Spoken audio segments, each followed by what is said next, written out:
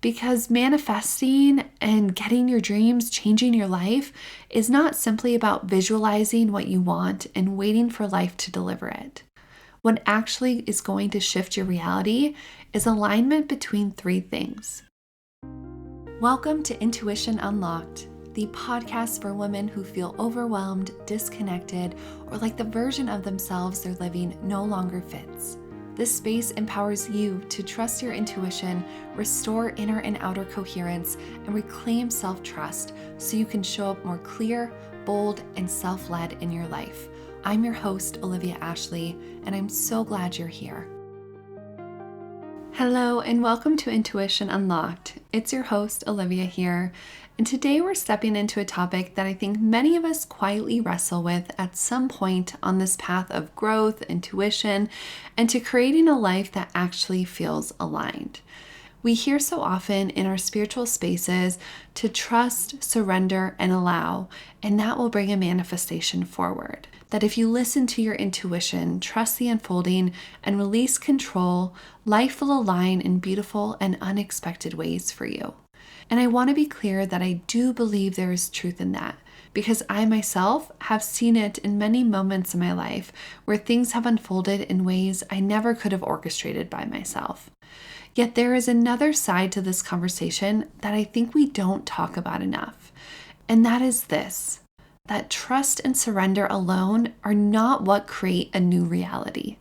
That staying in the space of comfort, of only looking within, or of expecting life to change without your input will actually just keep you where you are. Because while life can meet you in incredible ways within those spaces, it still needs somewhere to meet you. It needs a direction, a course, movement and action from you. And without that, I see that things often stay exactly where they are, and that gets frustrating.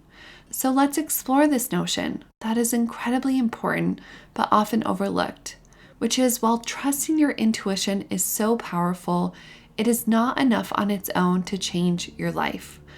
And why deciding the direction of your life and getting going on it might actually be the missing piece that many of us are searching for. Over the years, I've had many women ask me some version of this question. They'll say something like, I'm listening to my intuition. I'm trying to trust the process. I'm doing the inner work, but my life isn't really changing. And when we look more closely at what's happening, I often notice something interesting. These women have a sense of the life they want. They have feelings about it, maybe even a vision board or a manifestation list of what they want to see happen, of what they want to call forward. They know they want something different in their life, maybe more freedom, more creativity, deeper relationships, or meaningful work. They can feel the outline of that life. But when I ask a follow-up question like, well, what direction are you actively moving forward to call that in? Or what steps are you taking to get there? The answer often becomes less clear. Because I've learned that what many of us have is a map of possibility, but not a chosen path. And those two things are very different, because a map can show you many places you can go, but a course is the direction you actually begin traveling. And without choosing that course, or maybe choosing the course but not taking those first steps on it, life doesn't really have a way to move with you. And now I don't think this happens because we are lazy or unmotivated. I actually think it happens because making real decisions about our lives is deeply confronting. For most of human history, our paths were largely decided for us. Our family expectations, our cultural roles, economic limitations, and the gender roles laid out in front of us. There was a map we were given, and we followed the course. But now many of us are living in a time where we have far more freedom to design our lives in the way that feels true to ourselves. And while that freedom is beautiful to have, how lucky and privileged are we, that's also very intimidating. Because when the course on that map disappears and you have to decide where to go, that becomes a little scary or overwhelming. Psychologists sometimes call this the paradox of choice. that when you have so many options, too many options, your brain becomes overwhelmed and defaults to inaction because it's safer to stay where you are than risk choosing the wrong direction. And so instead of deciding, you wait. You tell yourself you're trusting. You say you're surrendering. But often what you're actually doing is avoiding the responsibility of choosing, of making a choice and seeing it through. And I know exactly how this feels. I've been here many a times. But this is something I've realized not many people are talking about, how important it is and how hard it is to make those choices, to actually take a vision board or a list of intentions or your manifestations that you're wanting and start to actually take anchored action on some of them towards one of them. And so I think that this is something many manifestation conversations and spiritual containers unintentionally leave out. Because manifesting and getting your dreams, changing your life, is not simply about visualizing what you want and waiting for life to deliver it. What actually is going to shift your reality is alignment between three things: your vision, your emotional state, and your actions. And intuition often gives you the signal. It gives you a spotlight that helps illuminate which course you should set your sights on. Yet it often rarely hands you a fully detailed plan. Instead, our intuition often tends to say something more like, go explore this, speak up here, try that, start there. And so we get that insight and it feels really good. We're like, yes, let me think about that. Let me ruminate on it. But then we don't always take the steps. But I've found that when you follow the nudges, when you actually begin walking a path that wasn't visible before, that path will become even more illuminated. The course in your map is going to become even more clear through the movement and action you're taking, but not before. And like I said, I've experienced this in my own life so many times. There were many years where I could feel I wanted something different, more creative expression, more meaningful work, a deeper way of connecting with life and with others in conversations that really mattered to me, and I think to many others. But for a while, that vision lived more as a feeling than an actual path or direction. But the shift happened when I stopped waiting for the full picture or for things to be perfect or for my fear to stop rearing its head. And I started making small steps. I started exploring ideas, speaking, and eventually creating this podcast, even though I had no idea what I was doing at the time. But it became so much easier to actually do, to plan for, to take steps on and execute when I made the decision I was actually going to do it. Not just thinking about it, waiting for something to plop into my lap to change my life.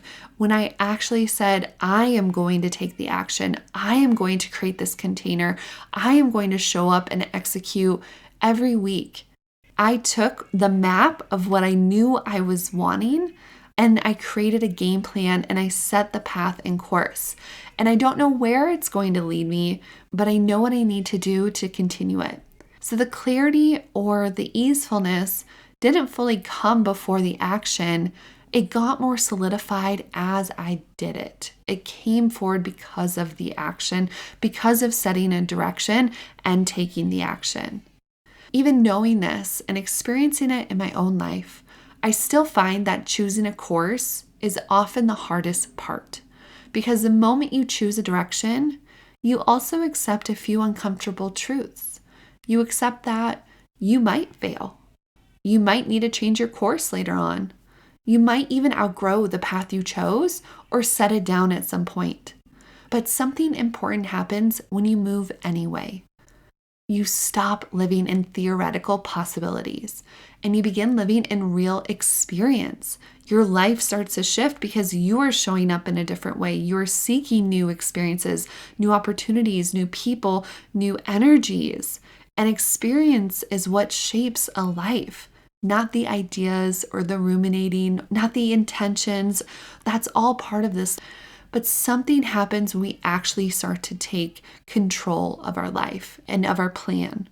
And if choosing a direction feels overwhelming, there's actually a simple process that can help. It's sometimes referred to as inversion thinking, a concept used in decision-making psychology, where instead of asking, what do I want my life to look like? You start by asking, what do I absolutely not want my life to look like?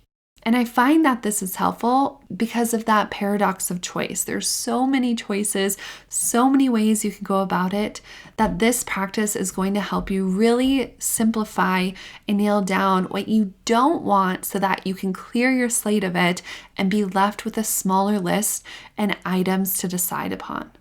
And you can apply this to every area of your life, from your work, relationships, your health or lifestyle, your home, and how you show up in your community. For example, you can ask questions like, what kind of work drains me? What type of environment makes me feel small and not good? What relationship dynamics do not feel aligned for me? And these types of questions help because when you clearly identify what you don't want, I find something interesting happens. Your possibilities begin to narrow, and what remains often becomes much clearer. It's like removing all the roads from your map until only a few directions are left. And once you have less directions to choose from, you can use your intuition and your inner voice to make a clear choice. And from that choice is where you can bring in trusting and surrendering back into the picture. Because once you choose that direction and you've started taking some aligned steps, then surrender becomes powerful. You get to surrender the timeline, to surrender the exact form the outcome takes, and the need to control every detail. But what you don't surrender is your participation. You don't surrender your willingness to move. You actually meet life halfway. And that's where co-creation actually happens. And co-creation is just mwah. It is beautiful. It is miraculous. It is magical. So in this space, as you try to make your choices and you're looking to settle in the directions you're going to take, that's where I like to think intuition can come in, because sometimes we want to see intuition as being both the compass, the road we're walking, and the map all at once. And we believe that if we're listening and understanding it and working on ourselves, that our life is just going to change. Things will shift for us. And sometimes, and in little ways, they do. What I've learned is that intuition is not a replacement for actually living your life. It is a beautiful compass that will help guide you as you move through it. But a compass is only useful if you're walking. If you are standing still, the compass can point north all day long, but you're not actually going anywhere. Movement is what turns guidance into experience. So if you've been feeling frustrated lately, or if you've been trusting, visualizing, listening, and hoping things will shift, yet your life still feels somewhat the same, it might be worth asking yourself a gentle but powerful question. Where am I being invited to choose a direction? Not the perfect path or even a guaranteed outcome, just the next course for you. And that next step that feels honest and alive for you. Because your life doesn't change when you wait for certainty. It changes when you begin moving with intention, and when intuition meets courage like that, incredible things can begin to unfold. So if this conversation resonated with you today, I'd love to invite you to take a moment and reflect on where in your life you might be ready to choose a direction instead of waiting for one to appear. And if you haven't already, please make sure you're following the show so you never miss a conversation. Thank you so much for being here and for being curious about your life and for continuing to trust the quiet wisdom that lives within you. And if you're hearing a baby crying, I am sorry, but it's also the reality of my own life and doing this podcast with 4 children. So thank you for bearing with me, and I hope it wasn't too much of a distraction. Until next time, I wish you all the best.